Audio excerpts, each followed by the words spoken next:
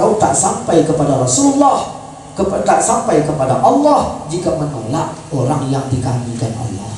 Siapa yang dikamikan pertama kali? Nabi Muhammad. Kau tak sampai kepada Allah kalau menolak Nabi.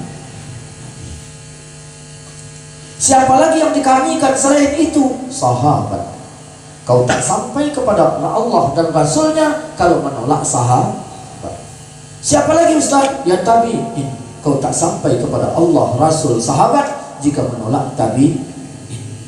Siapa lagi Ustaz? Tabi'un tabi'in. Kau tak sampai kepada Allah, Rasulullah, sahabat dan tabi'in jika tak mengakui tabi'un tabi'in. Siapa lagi Ustaz? Ulama mutaqaddimin. Siapa lagi? Ulama mutaakhirin. Siapa lagi Ustaz yang dikamikan Allah? Gurumu. Engkau tak sampai kepada Allah dan Rasulnya jika engkau menolak berguru.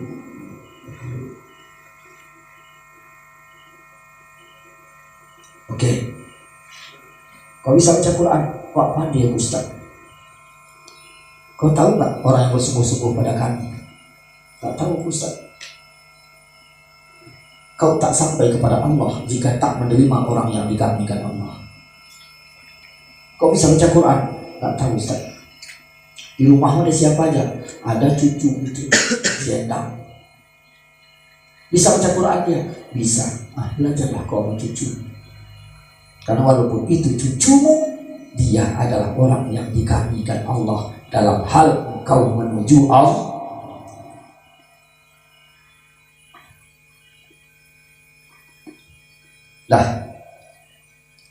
Udah berapa? Apa aja?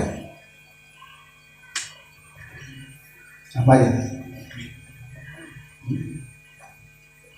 Yang pertama, cintailah orang-orang. Karena kalau engkau sendiri, ayat tak sebutkan demikian. Ketika ada orang-orang lain taat sama dengan taatnya engkau ataupun berbeda taatnya, cintailah dia. Karena Allah mengatakan orang. Yang kedua, belajarlah, bergurulah. Karena gurumu itu orang yang dikamikan Allah. Udah.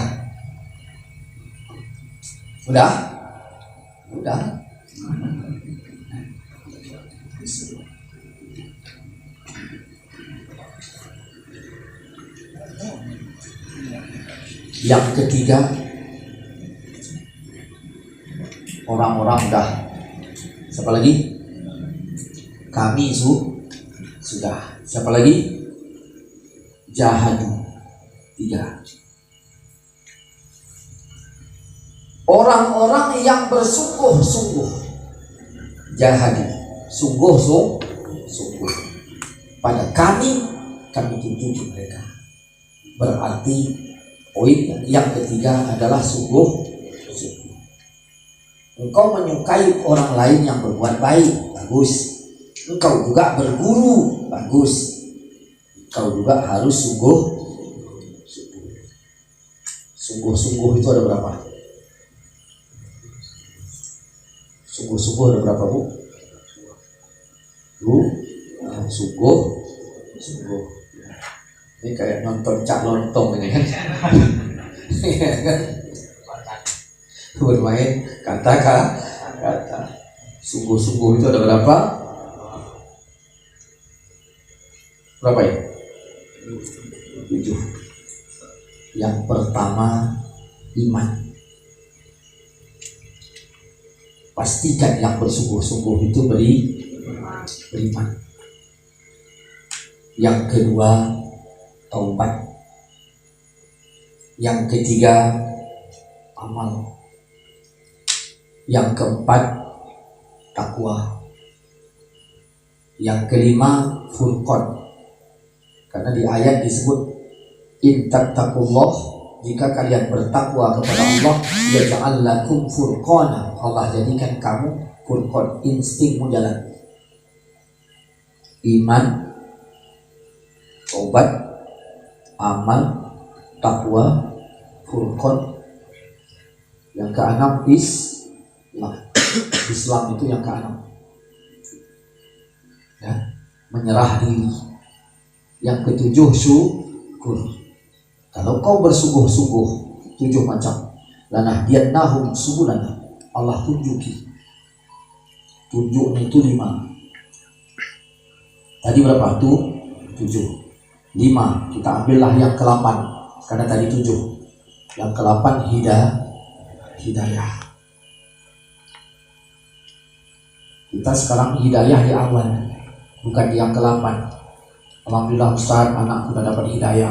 Kenapa gitu Pak? Udah berubah gitu Pak. Ramadan ini 6 kali berubah-ubah ya. Hidayah. Ke-8. Yang ke-9, hapus kesalahan. Yang ke-10, ampun dosa. Yang ke-11, rahmat. Yang ke-12, ridho. Dah, kita ulang. Yang pertama, iman. Iman itu 2 saja penuhi. Pertama yakin, yang kedua terima. Wah, ini kaji sesat ini Ustaz. Karena kan masa iman cuma 2, yakin dan terima. Di masa ilal aja beda. Ya, mungkin inilah bedanya kajinya saya. Yang pertama yakin, yang kedua terima. Ada si Udin, ahli memanah. Manah 100 meter. Ya, 100 meter. Ditaruh di sana itu tomat. Jarak 100 meter. 15 kali tepat pada sasaran. Tidak pernah meleset 1 cm pun. Maka disebutlah dia pemanah tingkat dunia. Maka Udin itulah yang diundang kemarin ya oleh Bupati Deli Serdang untuk lomba memanah jarak cuma 4 meter. Yakin gak awak dia menang? Karena 100 meter pun tomat ini cuma 4 meter. Bapak yakin kan? Berarti udah punya satu keyakinannya, udah cocok. Karena Bapak yakin, maka saya taruhlah tomat itu di atas kepala Bapak terima gak? Ya, tapi udah yakin.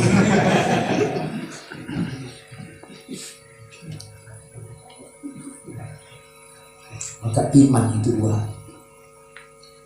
Yang pertama yakin, yang kedua terima.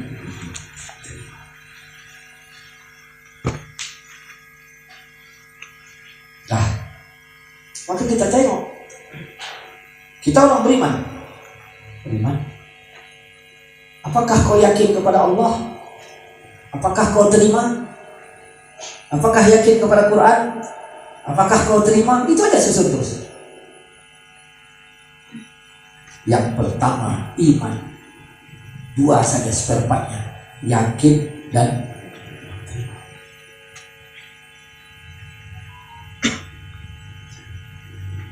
Si Wawan dijodohkan maknya dengan si Beda. Padahal dia cintanya dengan Jenab. Kata maknya, jangan kau nikah dengan Jenab. Kalau nikah dengan Beda. Mak gak bisa mak gini nikah. Nikah. Kamu ngadu dengan saya. Buat urusanku itulah. Nikahlah dia dengan si Beda. Bang, aku udah nikah bang. Alhamdulillah. Tapi kok gak cinta masih Beda? Macam mana lagi, takut durhaka kau memak jadi maling kundang pula aku nanti. Jadi sekarang udah nikah, alhamdulillah. Yakin gak kau si Beda itu istri? Ya yakin lah. Gimana gak yakin kan aku ijab kabul. Kau terima gak si Jenab sebagai istri? Inilah berat banget. Kita hanya yakin terhadap 6 perkara. Pertanyaannya, 6 perkara yang kau yakini sudah kau terima apa belum?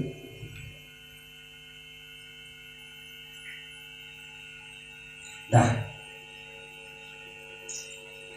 inilah iman. Yakin dan terima.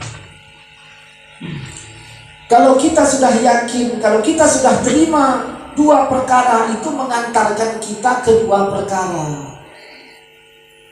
Dua perkara mengantarkan kita kepada dua perkara. Apa itu? Dikala engkau sholat, di situ engkau punya rasa bangga. Ya. Kita sholat ini harus ada rasa bangga. Tak boleh tak ada rasa bangga. Yang kedua, rasa malu. Dua. Kau udah sholat, udah. Ada bangga apa enggak? Ada malu apa enggak? Jangan bangga tok tanpa malu, jangan malu tok tanpa bangga. Saya punya adik perempuan, namanya si Nurul. Nurul ini dicintai oleh semua laki-laki, baik lajang maupun tua, duda, semuanya suka. Rumah kami di sini, rumah di sini berkolam. Setiap orang lewat nengok. Saya lihat ternyata banyak orang yang menyukai adik saya. Tiba-tiba lewat. Nengok ya. Begitu nengok, lupa di depan teko. Di depan sana kubah kerbau sama kereta-keretanya tenggelam. Berbunyi. Hujuk. Saya datang. Siapa itu? Enggak tanda saya mukanya. Aku bang, aku siapa? Aku siapa? Memang bang. Ya Allah. Kenapa lah kau bisa kemari sedangkan kau cuma orang sini, bukan orang lain? Lupa bang. Lupa apa? Lupa pekoran. Kemana matamu? Jadi kepala bang. Nggak nengok kemana? Nengok rumah abang. Apa yang hebatnya rumahku? Bukan rumah abang, si Nurul. Udah mandi, kau mandi. Udah mandi, kau telah nampak wujud orang. Kau suka rupanya adikku? Ya, suka bang. Siapa aja yang suka? Ya semuanya suka. Aku kan ketua preman sini, tahu aku semua. Anak-anak buah aku tanya semuanya suka. Pokoknya satu kabupaten ini semuanya suka sama adik abang. Ya sudahlah, karena kau jujur, kau suka sama adikku, karena kau jujur, ya sudah, kau yang kupilih. Begitu saya menyebutkan kata kau yang kupilih, berbalik arah ya, membelakangi saya. Yes. Bangga gak dia? Kenapa bangga? Satu kabupaten saingannya dia yang saya biarkan dia senyum dalam keadaan bangga dia, karena dia orang yang saya mandi. Ada apa bang? Karena kau orang yang kupilih, ya sudah, besok jam 8 ku tunggu ya. Kau lamar dia, hujan. Bang, gimana kau melamar? Kau Samsung bermutak. Tahunya kau tak berduit. Kenapa kau tengok-tengok? Masalah lamar itu urusan kantong, masalah nengok urusan hati. Ya aku tengok aja karena hati. Masalah lamar tunggu dulu, tak ada duitku. Jujurnya anak ini. Akhirnya saya ambillah uang 50 juta, saya berikan kepada dia. Man, ya bang, ini uang 50 juta dariku. Besok jam 9 kau kutunggu, kau lamar adikku. Dua dia. Pertama, terpilih dari saingan satu kabupaten. Yang kedua, saya modal. Jam berapa janji? Jam 9. Jam 8 awak buka pintu dah tercokok di situ. Jam 8 saya buka pintu tercokok di situ. Di situ saya berkata, ini anak ada otaknya. Harusnya punya rasa malu. Kenapa? Modalnya dari saya. Harusnya dia juga punya rasa bangga, karena dari sekian banyak dia yang saya pilih. Oke, kita kembali ke ayat. Bukankah Allah mengatakan, tidak kujadikan jin dan manusia kecuali untuk ibadah? Kan begitu? Harusnya kita bangga, kita yang dipilih Allah untuk ibadah itu. Kita menjadi orang Islam. Pertanyaannya, mana umat Islam yang bangga dengan Islam? Ada? Ada umat Islam bangga. Ibu punya anak, suruh bawa Quran, pergi aja ke pajak sana, berani? Nggak berani. Tengok orang Kristen bawa kitab, bangga nggak? Harusnya kita. Coba anak ibu suruh bawa daging, minta plastik hitam, enggak, plastik yang transparan supaya ditengok orang. Kita bangga nggak? Harusnya kita seperti itu. Kita bangga karena sekian banyak manusia diciptakan Allah, kita orang yang terpilih. Yang kedua, harusnya kita juga malu. Kenapa? Ketika Allah mengatakan tidak menjadikan jin dan manusia kecuali untuk ibadah, bisakah kita ibadah tanpa dimodali Allah? Allah nyuruh kita sholat, bisakah kita sholat tanpa dimodali?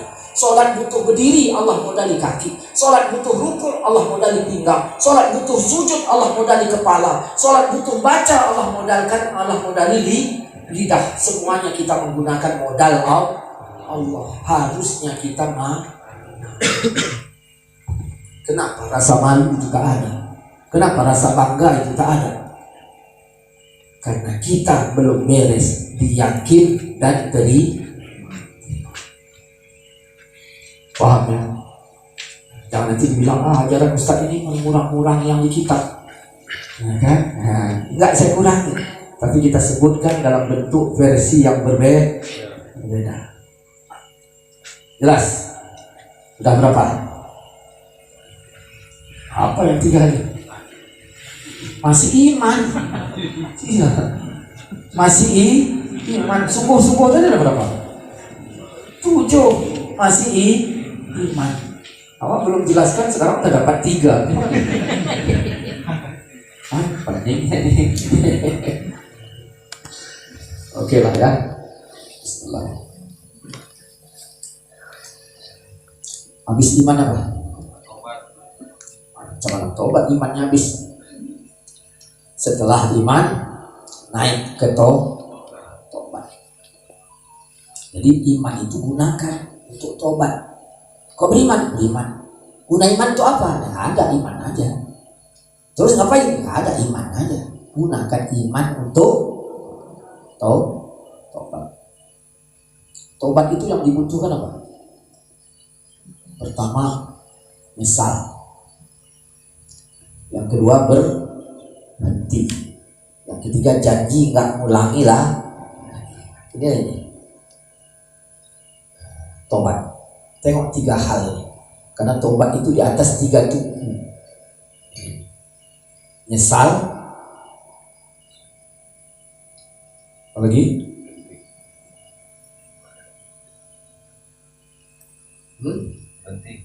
Berhenti. Janji nggak ngulangi lah.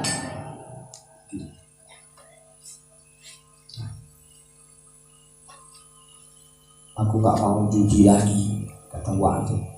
Berarti Wak ada tobat. Berarti udah ada 1. Aku nggak mau judi lagi, karena udah tobat. Nyesal aku.